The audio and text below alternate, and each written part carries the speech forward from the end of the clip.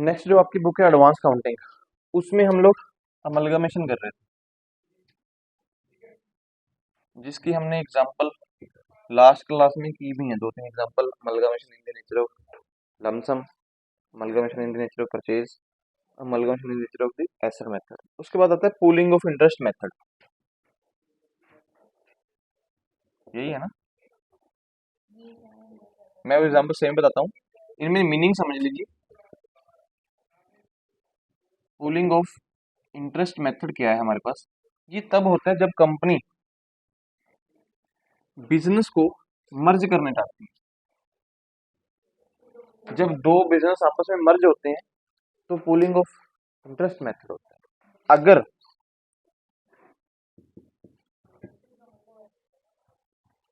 Purchase method जो हमने किया था, ये कब होता है?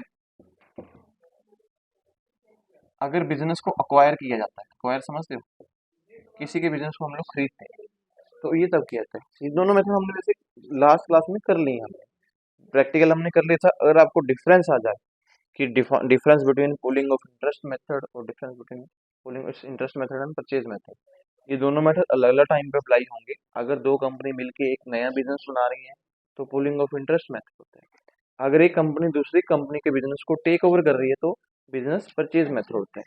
इस इन दोनों मेथड में हमें एक ही चीज निकालनी होती है, पीसी, जिसको क्या बोलते हैं? Purchase consideration. वो कैसे निकलती है? बहुत सिंपल, हमें पता है कि जो भी कंपनी की एसेट्स होंगी उसमें से करंट लायबिलिटी को आप माइनस कर दीजिए तो आपको परचेज कंसिडरेशन मिल जाता है। तो इसकी रिगार्डिंग हम प्रैक्टिकल पहले भी कर चुके हैं।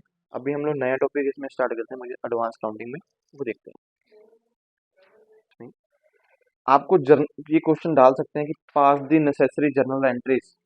वो जर्नल एंट्री क्या होती है? जब हम लोग अमलगामेशन की एंट्रीज पास करते हैं या फिर कोई भी बिजनेस को परचेज करेंगे या फिर एसेट मेथड करेंगे, हमें एंट्री क्या पास करनी पड़ती है? Journal entry. पहली एंट्री क्या है पास होती है? Business purchase account to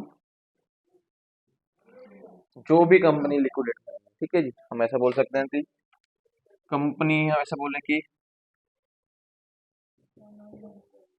business sale account डाल सकते हैं। ठीक है जी, जो भी कंपनी सेल, जिस कंपनी का बिजनेस सेल हुआ है, या फिर ऐसे बोल सकते हैं जब बिजनेस, हाँ, सेल में डाली लिक्विडेट अकाउंट, जो भी बिजनेस लिक्विडेट हुआ है। सही होगा। हो सकता है कि दो कंपनी आपस में लिक्विडेट हुई है तो उन दोनों कंपनी का नाम आ जाएंगे। किसी एक कंपनी का बिजनेस खत्म हुआ है तो बिजनेस परचेज में चला जाएगा। ठीक है जी। दूसरी एंट्री क्या आती है? All asset account to various liability account to purchase consideration account. ये कैसे निकलता है? मान लीजिए आपके पास 10 लाख की एसेट है, लायबिलिटी 1 लाख की है, तो 10 लाख में से एक माइनस हो गया 9 लाख। 9 लाख यहाँ चला जाएगा परचेज कंसिडरेशन। वो बिजनेस कितने में परचेज हुआ? 9 लाख। जो अमाउंट यहाँ होगी वही परचेज कंसिडरेशन की अमाउंट यहाँ पर आती है। तीसरी एंट्री क्या आती है? Business liquidation account to bank भी हो सकता है, टू कैपिटल अकाउंट भी हो सकता है। ठीक है जी। टू शेयर डिवेंचर अकाउंट भी हो सकता है, या फिर टू कैश अकाउंट भी हो सकता है। तो कुछ भी कंडीशन में डाल सकते हैं। ये कैश अलग में डालें तो यहाँ पर डाल सकते हैं। मतलब जिसको हमने पैसे देने हैं इस बंदे को, वो पैसे कैसे देंगे? बैंक से, कैश से भी दे सकते हैं। हो सकता है उसको जो ये पैसे देने थे बिजनेस वाले, उसकी हम कैपिटल अकाउंट खोल दें अपनी कंपनी में। हो सकता है कि उसके डिवेंचर इश्यू कर दें। तो कुछ भी कंडीशन हो सकती है, वो हमारे क्वेश्चन के ऊपर हमें डिफाइन पहले ही कर दी जाती है। तो ये जनरल एंट्री भी आपको साथ में पूछी जा सकते हैं इस अमलगमेशन के टॉपिक में। नेक्स्ट टॉपिक आपका इसी बुक में है, अकाउंटिंग स्टैंडर्ड 19। जो नया कॉन्ट्रैक्ट इसमें दिखाया है वो लीजेस। लीज के अकाउंट के बारे में तो आप सब लोगों को नॉलेज होगी। लीजिंग क्या होती है? जब कोई चीज किसी बंदे से कोई ठेके पे ले ली जाती है, ये कॉन्ट्रैक्ट लीज का कॉन्ट्रैक्ट ही होता है। मोस्टली कंपनियां इस चीज को हमेशा लेके चलती हैं कि हमें सारी एसेट्स खुद ना खरीदें तो बाहर से कोई लीजिंग मिल, जैसे कि हमारा एग्जाम्पल बोलो कि जमीनों में ज्यादा होता है, खेती बाड़ी में। लेकिन कुछ ऐसी चीजें भी होती हैं लीजिंग कॉन्ट्रैक्ट को हमने बहुत सिंपल पढ़ा हुआ है। इस एक्ट को 2019 में दोबारा से मॉडिफाइड किया गया। मिनिस्ट्री ऑफ कॉर्पोरेट अफेयर्स ने 2019 में, वाली 30 मार्च 2019 को इस एक्ट में नई स्टैंडर्ड्स अपडेट किए हैं कि लीज कॉन्ट्रैक्ट में राइट ऑफ यूज अप्रोच को हम लोग कैसे कैसे दिखा सकते हैं। आप लोग जैसे सिंगल फ्रेम पर मान लिख लीजिए, कई बार ऐसे होते हैं सब्स्टिट्यूट भी हो सकता है, आगे के आगे लीज भी हो सकती है, उनके लिए उन्होंने एक्ट में रूल्स पास किए हैं। उन एक्ट के ऊपर ही टॉपिक बना हुआ है। सबसे पहले इसमें आपके पास आ रहा है कि लीज कॉन्ट्रैक्ट में एम ऑफ द स्टैंडर्ड। इस एक्ट के पीछे का भी स्टैंडर्ड जो हमें अप्लाई किया गया, क्या मेन मकसद रखा गया है। This standard goal is the guarantee that the lessees and the lessor supply pertinent data in the way of actually respect those transaction. इस एक्ट में मॉडिफाइड करने के पीछे ये एक मेन कारण रखा गया कि जो लीज के कॉन्ट्रैक्ट में दो पार्टीज होती हैं, लेसर जिसकी प्रॉपर्टी होती है, लेसी जिसने वो प्रॉपर्टी को यूज करना होता है, वो दोनों पार्टीज जो हैं उस डाटा को एक्यूरेटी बेस पे दिखाएं और जो ट्रांजेक्शन कर रहे हैं उसका प्रॉपर उनके पास रिकॉर्ड हो, इस चीज़ को मेंटेन करने के लिए। User of financial statement can evaluate the impact of the leases hand on the entity financial position, financial performance, cash flow using the information as the foundation. जो भी यूजर्स हैं फाइनेंशियल स्टेटमेंट मुझे दिखाते हैं कि उनकी फाइनेंशियल स्टेटमेंट के ऊपर इस चीज़ का क्या इम्पैक्ट पड़ रहा है। जो लीज हम लोग लीज कॉन्ट्रैक्ट दिखाते हैं, जब हम जमीन मेरे पास बिल्डिंग ऑफ एक्सेस में दिखाते हैं, वो एक्चुअल की आपकी नहीं होती, लेकिन आपको पता होना चाहिए कि लीज जो लीसेस वाली है, आप अपनी मत दिखाइए कितने टाइम के लिए आपके पास है, उसका आपको कोई बेनिफिट हुआ या नहीं हुआ पता लगा, आप उसकी कॉस्ट पे करके चलें तो आपको उसकी नॉलेज होनी चाहिए। तो उसके बाद ये स्टैंडर्ड अप्लाई करने के पीछे एक मकसद ये भी रखा कि similar feature and similar circumstances, मतलब term and conditions well as patent fact and circumstances, हमें इनको रखने के बेनिफिट क्या हो रहे हैं प्लस इनके हमें नुकसान क्या हो रहे हैं। मतलब इन्होंने पॉइंट बहुत चीज़ पॉइंट क्लियर किया कि हमें टर्म्स एंड कंडीशंस कॉन्ट्रैक्ट की प्रॉपर पता होनी चाहिए। आपने जब कोई कॉन्ट्रैक्ट किया है कितने साल के लिए, क्या उस एक्ट के अंदर आप उस किसी बंदे की प्रॉपर्टी को रीसेल कर सकते हो कि नहीं कर सकते, या जिसकी प्रॉपर्टी है कि वो कॉन्ट्रैक्ट के अंदर उसको दोबारा से वापस ले सकता है कि नहीं ले सकता, ये सारा कुछ इस एक्ट में होना चाहिए। पहले लोग कहते हैं ठेकेदारी कर लेते, लेकिन जब दिल किया भी कभी कैंसिल कर दिए, ऐसा कुछ नहीं चाहिए, एज पर गवर्नमेंट रूल के अकॉर्डिंग होना चाहिए। Agreement that are not formal leases might still transfer right of utilise an asset. अगर कोई एग्रीमेंट कहता है ऐसा हो जिसमें फॉर्मेलिटी नहीं की गई है, जैसे गवर्नमेंट के रूल के अकॉर्डिंग आपने इस एक्ट को पास ही नहीं करवाया है, ये एक्ट ये बना ही नहीं है। एक्ट कब क्या होता है, जैसे मान लो कोई बंदे दो बंदे आपस में मिलकर कोई बातचीत कर लें, उसको क्या बोलते हैं, म्यूचुअली एग्रीमेंट। बाय वर्ड बोल दिया या कुछ भी, जब वो म्यूचुअली एग्रीमेंट आप रिटर्न कर लेते हैं, इन्फोर्सेबिलिटी ऑफ लॉ, जैसे कि हम बोले स्टैम्प पेपर के ऊपर आपने इस चीज को कर लिया, तो उसको एक्ट को बोलते हैं कि ये कॉन्ट्रैक्ट हो गया। पहले एग्रीमेंट रहता है, जब उसको में लिखती रूप में पास करवा लेते हैं स्टैम्प पेपर के ऊपर गवर्नमेंट के अकॉर्डिंग, हम उसको नोटरी वगैरह करवा ली है या तहसीलदार से पास करवा ली है, तो वो एक्ट हमारा बन जाता है कॉन्ट्रैक्ट एक्ट। तो गवर्नमेंट यही बोलते हैं कि इस एक्ट में क्या था, कुछ बंदे ऐसे होते थे अगर इस एक्ट को फॉर्मली लीज बनाते थे, भी हमें अब लगता नहीं कि फॉर्मली, तो इस एक्ट में ये होता है कि जो भी बंदा है यूटिलाइज कर सकता है एसेट को, जिसकी एसेट है वो कभी भी खत्म कर सकता है, आप उसके ऊपर कोई बर्डन नहीं डाल सकते, कोई केस नहीं लगा सकते। Hence, it is crucial to determine which agreement in approved in lease in order to properly assume the expect of financial position। इसमें कहता है इस सेक्ट में चेंजेस करने के पीछे ये भी रखा गया कि कोई जो लीज के कॉन्ट्रैक्ट करते हैं हम लोग, इनमें कौन कौन से ऐसे एक्ट हैं जो प्रॉपरली यूज हो सकते हैं, जो प्रॉपरली लीज में रहते हैं। कुछ ऐसी चीजें भी होती हैं कहते जो लीज के एक्ट में से बाहर रखी जाती हैं, आप सब चीजों को लीजिंग कॉन्ट्रैक्ट में नहीं मान सकते।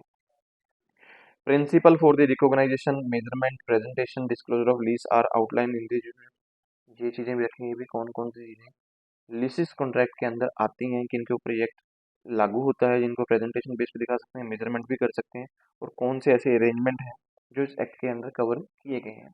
ये एक्ट मेन लीज का कॉन्ट्रैक्ट आपको एडवांस काउंटिंग में से रखा गया है, ताकि आपको लीज के कॉन्ट्रैक्ट की प्रॉपर नॉलेज हो। आपको जो क्वेश्चन आएगा मे भी हो सकता है इस एक्ट में क्या क्या चीज़ें कवर हो सकती हैं, कौन कौन सी चीज़ें राइट टू इन्फॉर्म हो सकती हैं, कौन कौन सी चीज़ें या फिर इनको एक्ट से बाहर रखा गया है। सबसे पहले coverage of the standard. Coverage of standard का मतलब है दोस्त of right of use asset is sublease. सब all leases including sublease must adhere in the accounting standard 116 with the following action.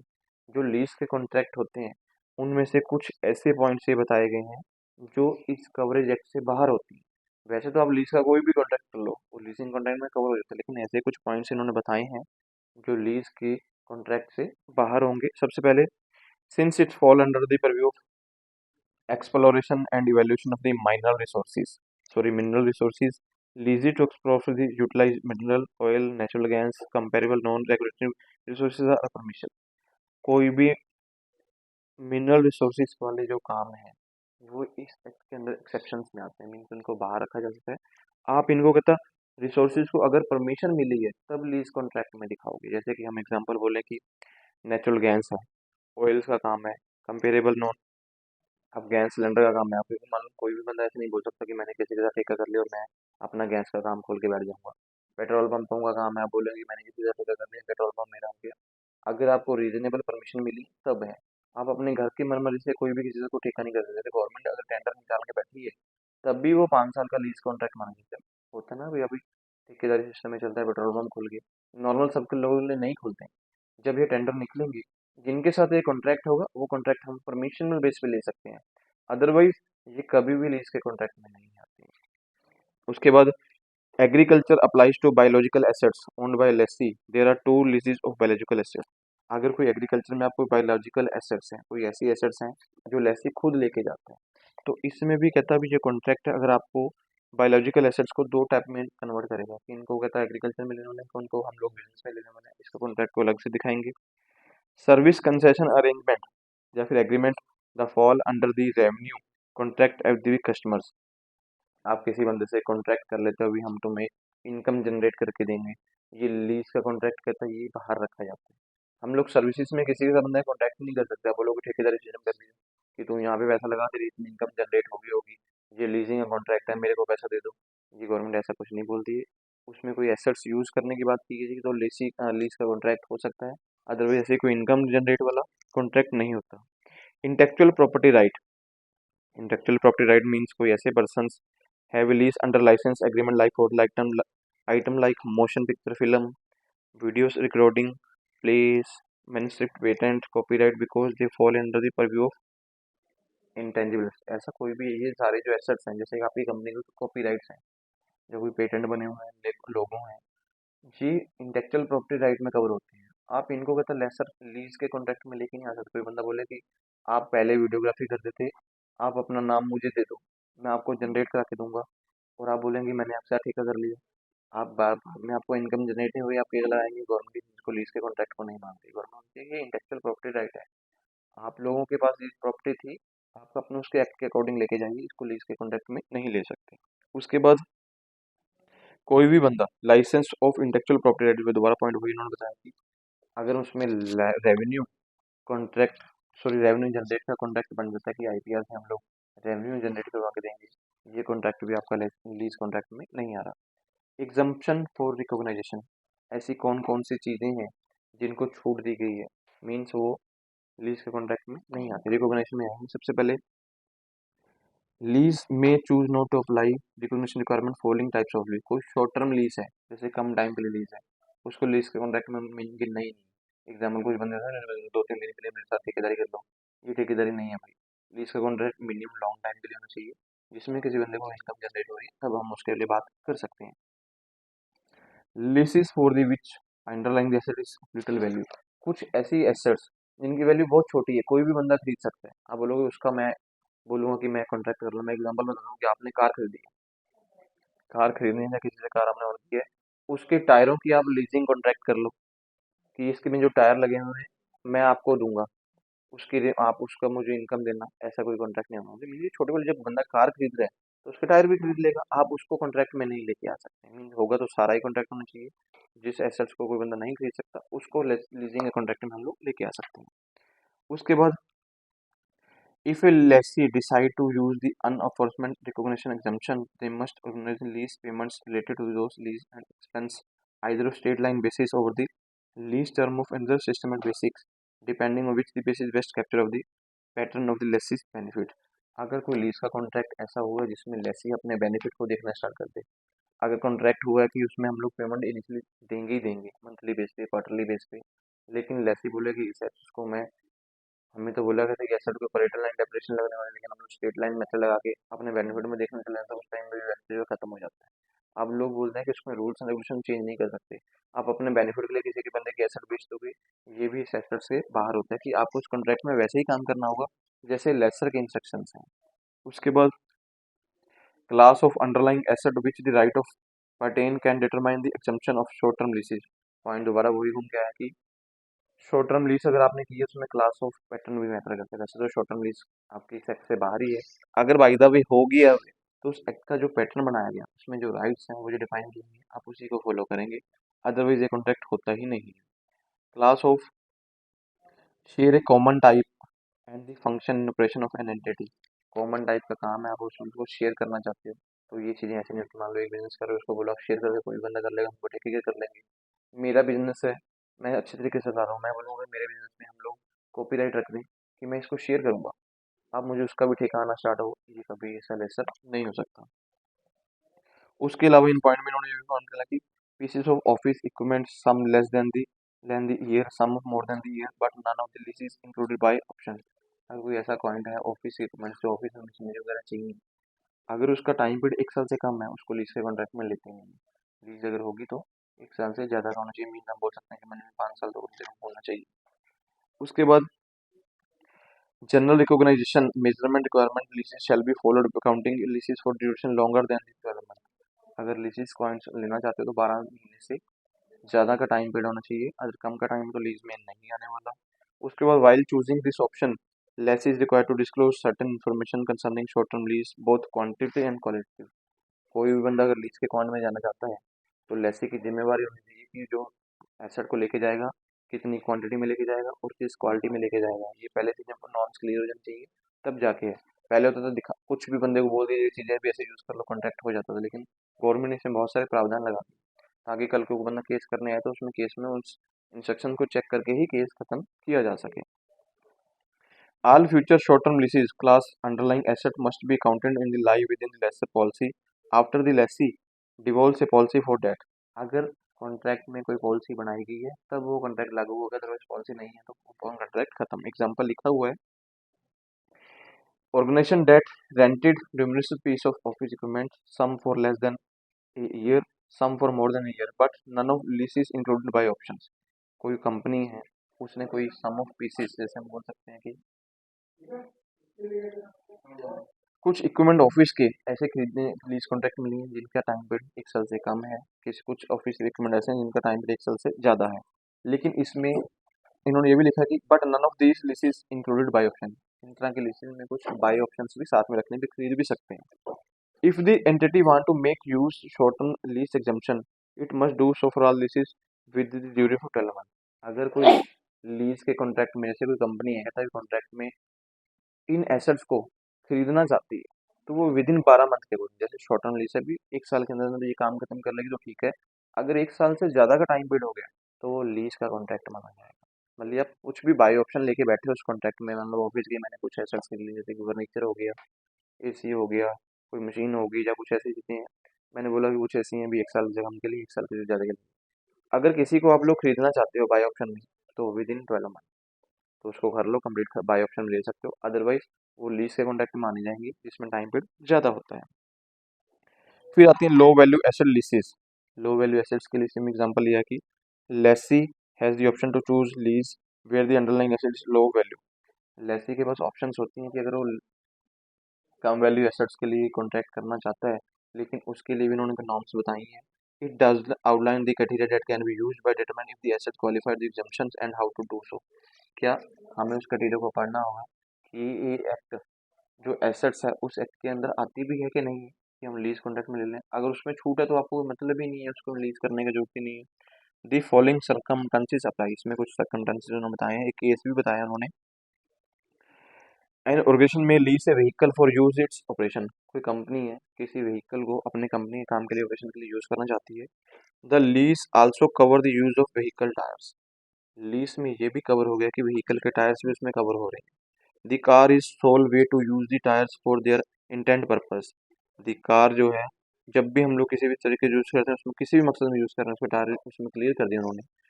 Making them lined over the very closely tied to the vehicle, the tire would be not therefore eligible for the low value asset exemption। हम इस चीज़ को clear करना चाहते हैं कि tyre low value एक cost है, इसको लीज के कॉन्ट्रैक्ट में कभी कवर ही नहीं करते। आप बोलोगे कि मैंने टायर भी कवर कर लिया, अब मान लो मैं आपको तुम मेरे से कॉन्ट्रैक्ट करना चाहते हो। लीज 3 प्रकार की होती है, सॉरी 2 प्रकार की, financial leave, operating leave. Financial leave में होता है कि मैं पैसा लगाऊंगा आपको एसेट दे दूंगा।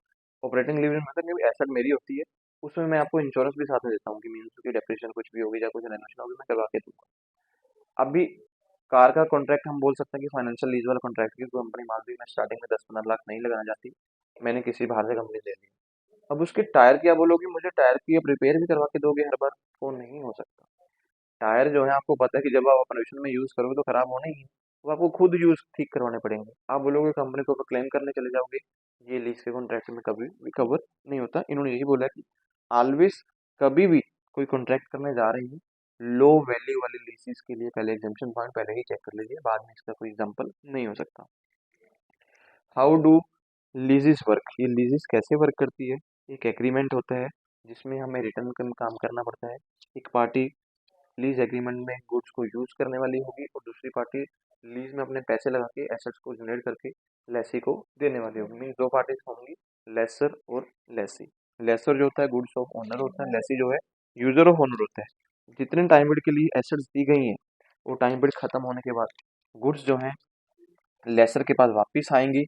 अगर लेसी इस चीज को वापस नहीं करता उसके ऊपर केस भी हो सकता है, ना ही वो उसका मिस यूज कर सकता है और ना ही दोबारा से उसको रीसेल कर सकते हैं। अगर कॉन्ट्रैक्ट में कंडीशन ऐसी लिखी है कि दोबारा से सब कॉन्ट्रैक्ट जो आगे बढ़ जाएगा तो ये कॉन्ट्रैक्ट को आप आगे जनरेट दोबारा भी कर सकते हो। जब भी कहता लीज का कॉन्ट्रैक्ट होगा तो आपको एसेट को आइडेंटिफाई करना ही होगा। विदाउट एसेट आइडेंटिफाई करके आप लीज का कॉन्ट्रैक्ट नहीं कर सकते। जैसे एग्जाम्पल को दिया कि only when asset has been recognised does not arrangement include a lease. वो केस जिस एसेट में लीज का कॉन्ट्रैक्ट बनता ही नहीं है। एग्जाम्पल दिए सबसे पहले, customer XYZ supplier ABC agree to 10-year contract for using the rolling stock that is specially made for the customer XYZ। कोई ऐसा कॉन्ट्रैक्ट है, कोई XYZ कस्टमर एंड सप्लायर जो ABC है, ABC से हम कॉन्ट्रैक्ट आपस में मिलकर जाते हैं, रोलिंग स्टॉक वाली कोई मशीन है उसको यूज करना चाहते हैं जो स्पेशली XYZ कस्टमर के लिए ही बनी हुई है। Rolling stock is not appropriate use by customer because it's intend to cover material for customer XYZ manufacturing process. ये कोई मशीन ऐसी है कि तो इस एक्ट में आ ही नहीं सकती है, क्योंकि मशीन जो है XYZ कस्टमर के लिए बनाई गई है मैन्युफैक्चरिंग प्रोसेस के लिए। कोई काम हम लोग मीन्स प्रोडक्शन वाला करना चाहते हैं, आप बोलेंगे हम उसको बाहर कहीं यूज करने वाले हैं, तो ये चीज़ें पहले क्लियर करनी चाहिए। जो चीज़ हमने कंप्लीट की है कॉन्ट्रैक्ट में कि ये सिर्फ मैन्युफैक्चरिंग प्रोसेस में ही यूज होगी। Rolling stock is not mentioned in the consent specifically. ABC only possess one piece of rolling stock that is inappropriate for customer expert use. According to the contract, ABC must repair replace the rolling stock if the not operating properly. इस contract में तो triple clear हो गया कि हम manufacturing चीज में use कर रहे हैं। अगर इसमें कोई प्रॉब्लम आएगी तो ऑपरेटिंग प्रॉब्लम है, हम उसकी सर्विसेज भी करवा के देंगे। लेकिन आप लोग इसका मिस यूज करने वाले हो तो वो कॉन्ट्रैक्ट में कवर नहीं होता। तो लीज इसी तरीके से ही होती है, इन्होंने अलग अलग एग्जाम्पल दी हुए हैं। मैं कुल मिला के बात करूँ लीज के कॉन्ट्रैक्ट में ही होगा कि जो एसेट किसी को इशू की गई वो बंदा उतने टाइम के लिए यूज कर सकता है, लेकिन उसकी नॉर्म्स जो है वो उसमें कवर होंगी। अगर तो आपको रेनोवेशन साथ में दी गई है तो रेनोवेशन कंपनी करवा के देगी।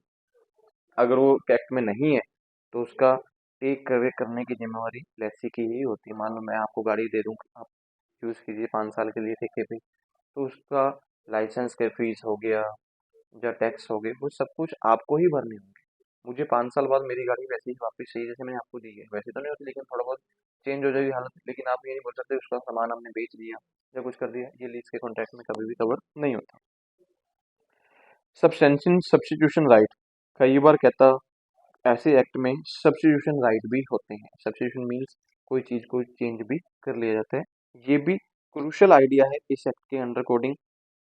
It is impossible to determine whether an asset has been identified.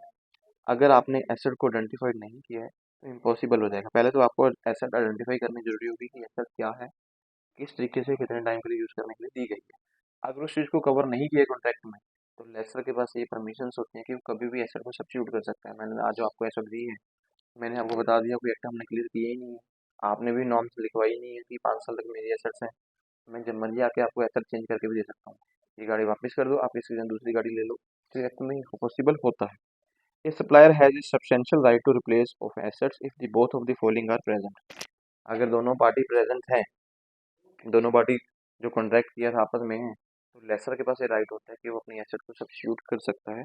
Condition भी बताई है, customer can not stop the supplier for substitute and assets, alternative assets are readily available for the supplier or could be sourced by the supplier within a reasonable amount of time. Example, supplier has the practical ability to substitute alternative assets over the period of years. Supplier के पास ये assets time period होता ही है कि जितने time का contract है कभी भी वो एसेट को चेंज करके सब्स्टिट्यूट करके आपको कोई एसेट और भी दे सकता है। ये कॉन्ट्रैक्ट में प्रॉपर तरीके से क्लियर है।